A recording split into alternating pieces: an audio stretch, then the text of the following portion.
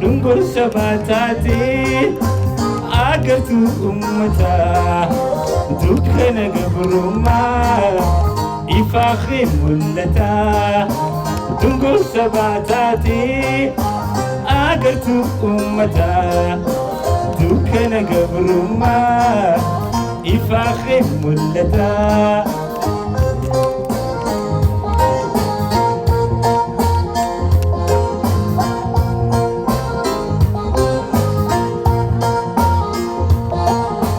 Gooticha Oromoo Hacaaluu hundeessaa maaliif ajjeefamee maaliif badiisaa.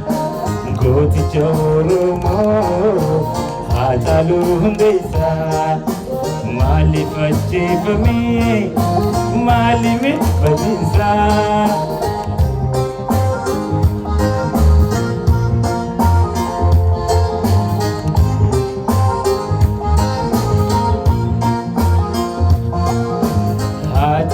Hacaaluu, Hacaaluu, Hacaaluu, Hacaaluu, Hacaaluu, Hacaaluu, Hacaaluu, Hacaaluu.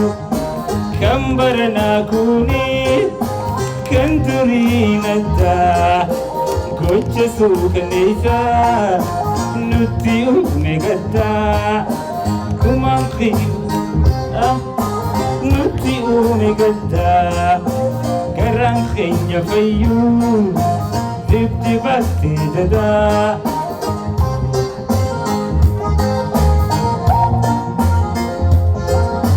Kan baranaa kuni kan durii naddaa. Gocha suukaneessaa nutti uume gaddaa. Dungoo Sabaa Taate agartuu uummataa dukkana gabrummaa ifaaqee mul'ataa. Falmaa walqixxummaa sabaa sablammootaa lammiin biyyaa hundi tanaaf sin dhaadataa. Hacaaluu hundeessaa gooticha Oromoo Hacaaluu hundeessaa maaliif ajjeefamee maaliif badiisaa.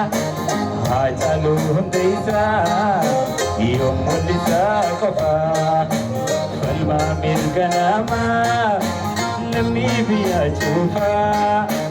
Hacaaluu hundeessaa yoo mul'isaa qofaa falmaa mirga namaa lammii biyyaa cuufaa.